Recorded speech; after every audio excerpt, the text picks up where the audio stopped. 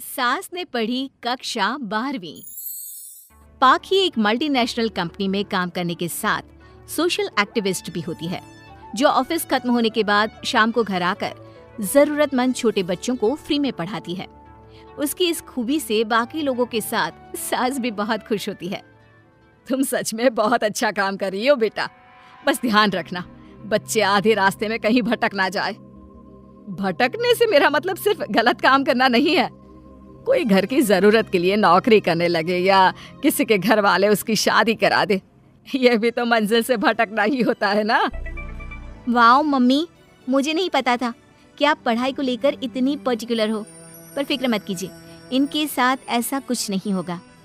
बहू की बात पर मुस्कुराकर सास चली जाती है और पाखी बच्चों को पढ़ाने में बिजी हो जाती है। उसी रात पाखी और विराट साथ बैठकर बातें कर रहे होते हैं, जिसमें बहू सास की पढ़ाई को लेकर नजरिए का विराट के सामने जिक्र करती है। हाँ, मुझे सब पता है। ऐसे ही नहीं ये नालायक लड़का इतना पढ़ लिया।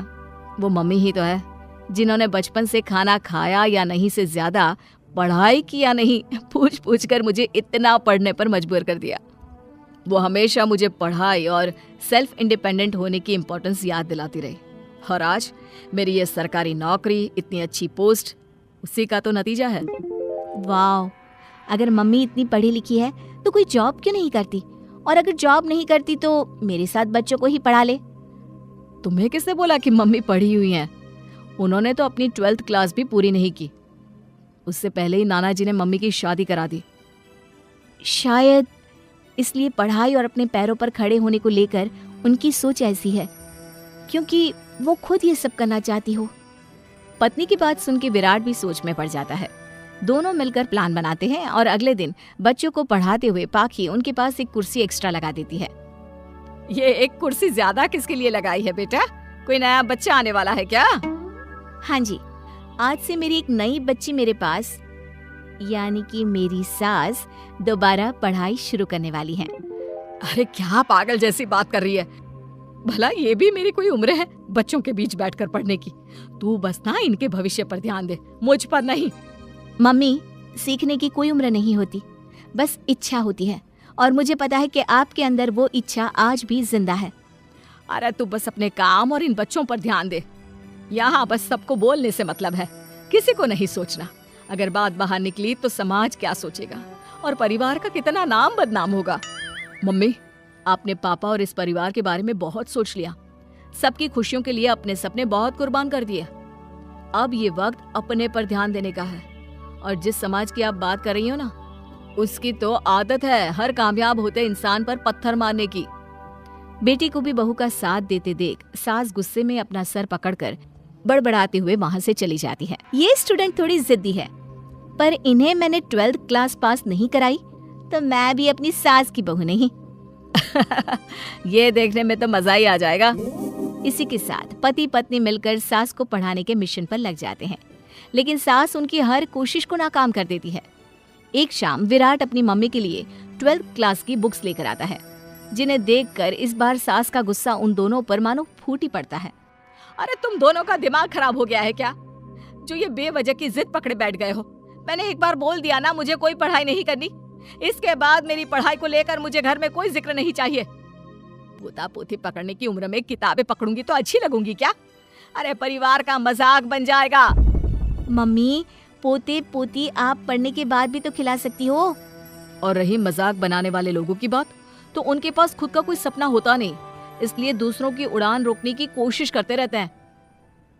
बस एक बार माँ, आप कोशिश तो करो। अगर अच्छा नहीं लगा तो हम दोबारा कभी नहीं बोलेंगे। बेटे की बात सुनकर माँ सोच में पड़ जाती है और ये सोचती है कि थोड़े दिन पढ़ लेती हूँ और उसके बाद पढ़ने में अच्छा नहीं लग रहा ये बोलकर मना कर दूंगी। ऐसी प्लानिंग बनाकर वो पढ़ने के लिए तैयार हो जाती है। मौके का फायदा उठाकर तुरंत वे लोग सास का ओपन से 12th में एडमिशन करा देते हैं। मम्मी, आज से आपकी सारी जिम्मेदारी मेरी। अब तो आपका नाम टॉपर के लिस्ट में आने से कोई नहीं रोक सकता। ये मेरे सीधे बच्चे, इन्हें अंदाजा भी नहीं कि माँ का प्लान क्या है। पाखी सास को पढ़ाना शुरू करती है। दिन बीतते हैं, जिसमें धीरे धीरे सास भी कंफर्टेबल होने लगती है, लेकिन फिर पाखी एक सब्जेक्ट पढ़ने के लिए ट्यूशन जाने का सजेशन देती है, जिस पर बहुत गुस्सा, ड्रामा करने और पाखी के लाख बार मनाने के बाद एक बार फिर सास तैयार हो जाती है। थैंक यू मम्मी, आपको नहीं पता कि आपका 12th क्लास पढ़ना हम दोनों के लिए कितना ज़रूरी है। अब ये सिर्फ आपका नहीं, हमारा सपना भी बन गया है। बहू की बात सुनकर सास अपने प्लान को लेकर सोच में पड़ जाती है। अगले दिन पाखी सास के साथ उन्हें ट्यूशन छोड़ने जा रही होती है, जहाँ रास्ते में पड़ोस की कुछ औरतें बैठी मिलती हैं।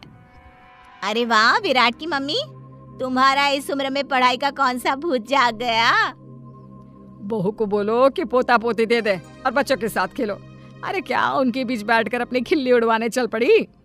आंटी जी, जब सरकार या भगवान ने सीखने की कोई उम्र नहीं रखी तो आपको क्या दिक्कत है? अरे देखो तो जरा, बहू की जुबान कैसे कैंची जैसी चल रही है। अब सास घर संभालने की जगह इन सब चीजों पर ध्यान रखेगी तो बहू के तो ये हाल होने ही है ना।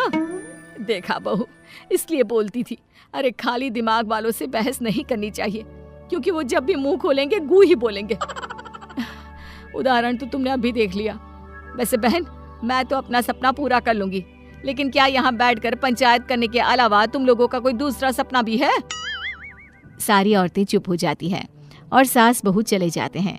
अब सास के अंदर पढ़ने की इच्छा जाग उठती है और वो अपना प्लान छोड़ मन लगाकर पढ़ाई करना शुरू कर देती है। देखते ही देखते 1 साल बीतता है और बोर्ड एग्जाम शुरू हो जाते हैं। मम्मी, एग्जाम के लिए जाने से पहले जल्दी से ये दही शक्कर खा लो। अरे चल पागल, ये सब बच्चों के लिए होता है। अभी आप भी हमारे लिए स्कूल में एग्जाम देने वाली बच्ची ही तो हो। बच्चों का प्यार देखकर सासू माँ खुश हो जाती है और दही शक्कर खाकर विराट के साथ घर से निकल जाती है, जो मम्मी को एग्जाम सेंटर पर छोड़ ऑफिस चला जाता है। इसी तरह समय बीतता है और एग्जाम खत्म होने के बाद देखते ही देखते रिजल्ट भी आ जाता है। मेरी टॉपर माँ, तुमने तो तहलका मचा दिया। हर तरफ तुम्हारे ही चर्चे हैं। घर वाले ये खुशी मना रहे होते हैं कि वही औरतें उनके घर आती हैं।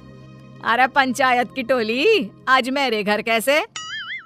बस तुम्हें सॉरी और थैंक यू बोलने आए हैं।